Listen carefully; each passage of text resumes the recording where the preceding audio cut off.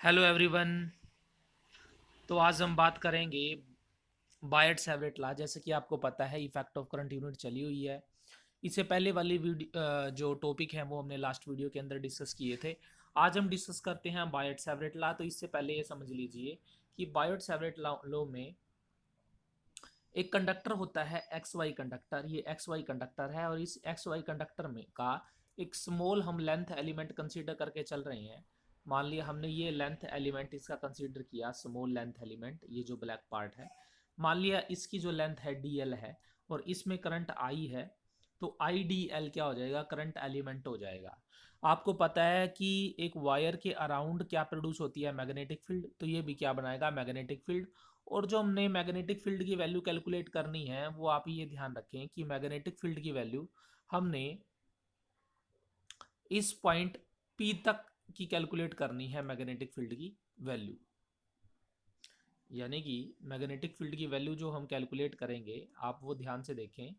Magnetic field की value जो है हमने ये इस P पॉइंट पर मैग्नेटिक फील्ड की वैल्यू लिखनी है, निकालनी है। कितनी है? इसकी डिस्टेंस आर है, इस लेंथ डी एल लेंथ की वजह से इसमें करंट आई है, तो करंट एलिमेंट हमारा आई डी एल हो गया। ये इन दोनों के बीच में क्या है? एंगल है। ये बात आप ध्यान रखें।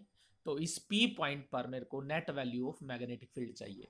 तो आप ध्यान से देखिए, अगर करंट एलिमेंट स्मॉल है, अगर करंट एलिमेंट स्मॉल है तो इस स्मॉल करंट एलिमेंट की वजह से यहाँ पर जो मैग्नेटिक फील्ड आएगी वो भी क्या आएगी? स्मॉल आएगी। और ये पाया गया कि जो मैग्नेटिक फील्ड आएगी यहाँ पर, वो मैग्नेटिक फील्ड डिपेंड करती है, वो मैग्नेटिक फील्ड डिपेंड करती है डायरेक्टली प्रोपोर्शनल टू करंट।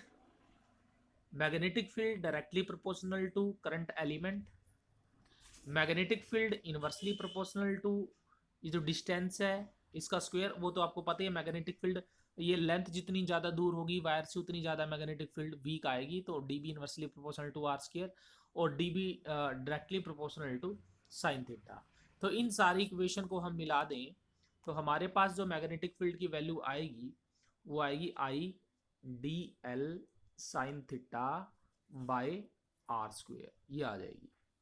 और जैसा कि आपको पता है प्रोपोर्शनल हटाते हैं तो कांस्टेंट आता है, लेकिन एक बार हम स्टडी कर लेते हैं। देखो, according to Biot Savart law the magnetic field induction dB at a point P due to current element depend on the factor as stated. इन फैक्टर पर डिपेंड करता है। तो यहाँ पर देखिए ध्यान से, देखो dB directly proportional to I, current के प्रोपोर्शनल है लेंथ एलिमेंट के साइन थीटा के। और जो फोर्थ है inversely proportional to R square के। तो इन सारी इक्वेशन को मिला दे तो हमारे पास वैल्यू ये आएगी D V directly proportional to I D L sine theta divide by R square. Proportional हटाते हैं तो एक कॉन्सेंट आ जाता है के, और के की वैल्यू हमारी इसके इक्वल होती है, जहाँ पर म्यू नोट क्या है? एब्सोल्यूट मैग्नेटिक परमेबिलिटी है। और के की वैल्यू 1 होती है फ्री स्पेस के लिए सीजीएस सिस्टम में। और म्यू नोट की value 4 pi into 10 to the power -7 weber per ampere per metre. और एक ध्यान रखें, जो टेस्ला है हमने कल यूनिट डिस्कस करी थी, वो वेबर पर मीटर स्क्वायर के इक्वल होता है। ठीक है, तो हमारे पास जो मैग्नेटिक फील्ड है इसकी वैल्यू क्या आ गई? Mu naught upon 4 pi I D L sine theta divide by R square. Vector form में अगर लिखना हो तो आपको पता है साइन थीटा का मतलब क्रॉस प्रोडक्ट होता है। तो आर से यहाँ मल्टीप्लाई करें, आर से यहाँ मल्टीप्लाई करें, तो डी एल और आर की क्या हो जाएगी? क्रॉस प्रोडक्ट हो जाएगी। डायरेक्शन ऑफ डी बी हम कैसे देंगे? देखो, डायरेक्शन ऑफ डी बी हम स्क्रू रूल से देंगे, जैसा कि हमने लास्ट वीडियो में डिस्कस किया था। स्क्रू रूल से देंगे। Net value of magnetic field कैसे निकाल लेंगे? इंटीग्रेशन करके। आगे है Biot Savart law in the form of current density. तो करंट डेंसिटी की फॉर्म में देखें इसका जो कैसे हम इसको यूज़ करेंगे। तो यहाँ पर देखें, जो करंट डेंसिटी है, ये ध्यान से देखें कि जो करंट डेंसिटी है, करंट डेंसिटी आप कैसे देते हैं? करंट डेंसिटी जो होता है वो होता है आई इंटू ए। हमने यहाँ पर क्या किया? डी एल से मल्टीप्लाई किया और डी एल से डिवाइड किया। और आप यहाँ पर नीचे ध्यान से देखिए, डिनोमिनेटर में यहाँ पे ये जो एडीएल है, एरिया इंटू स्मॉल लेंथ, तो एरिया को जब हम स्मॉल लेंथ के साथ मल्टीप्लाई करते हैं तो क्या आता है, क्या आता है हमारे पास, ये स्मॉल वॉल्यूम आ जाता है डीवी। तो हम कह सकते हैं कि जो करंट डेंसिटी है, करंट डेंसिटी को हमने किसके इक्वल लिख दिया, I D L divide by E.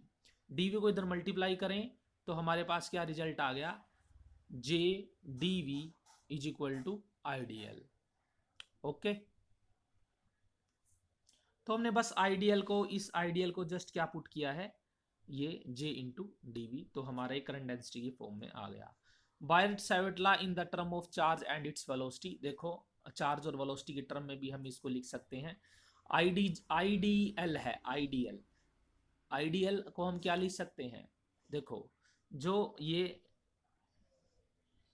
Current दिया हुआ है इसको क्यू बाई टाइम, और D L by D T यहाँ पर लिख दिया, D L by D T velocity होता है, तो हमने यहाँ पर पुट किया आईडीएल के प्लेस पर, तो हमारी ये वैल्यू आ गई।